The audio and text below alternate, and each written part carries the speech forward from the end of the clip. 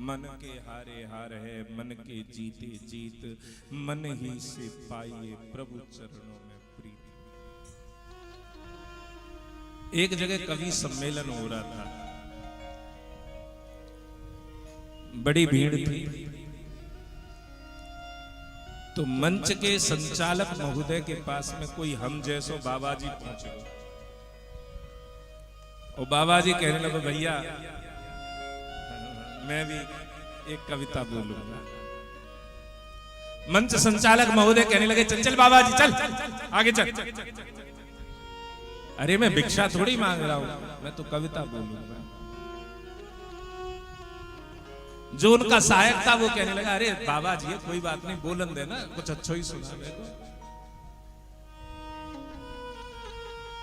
तो बाबा जी के हाथ में माइक आ गया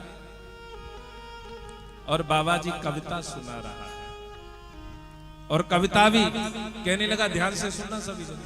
हाँ, मेरा मन कभी दिल्ली कभी लंदन। सभी जने कहने लगे, वाह वाह वाह वाह।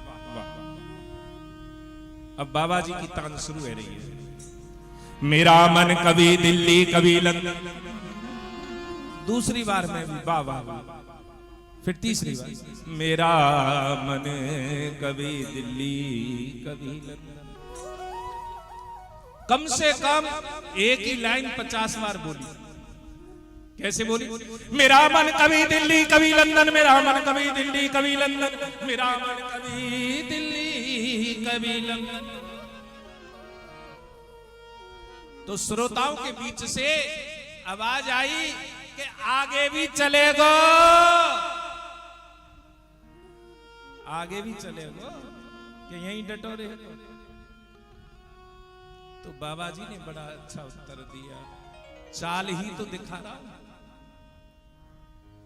अरे चाल ही तो दिखा रहा हूं, मेरा मन कभी दिल्ली कभी लंदन। देखो इस मन की चाल देखो। पक्षियों में कहा गया है, पशुओं में घोड़े की चाल तेज होती है, पक्षियों में घोड़े से भी चाल तेज गरुड़ की होती है, गरुड़ से भी तेज चाल हवा की होती है, वायु की, और जो वायु से भी तेज चलता है उसे कहते हैं मन। बैठे आप यहां हैं, लेकिन अरे दूध का समय हो गया, ये कब तक बोलेंगे? अभी 7 बजे नहीं। बैठी यहां है, मन चला जाए घर में।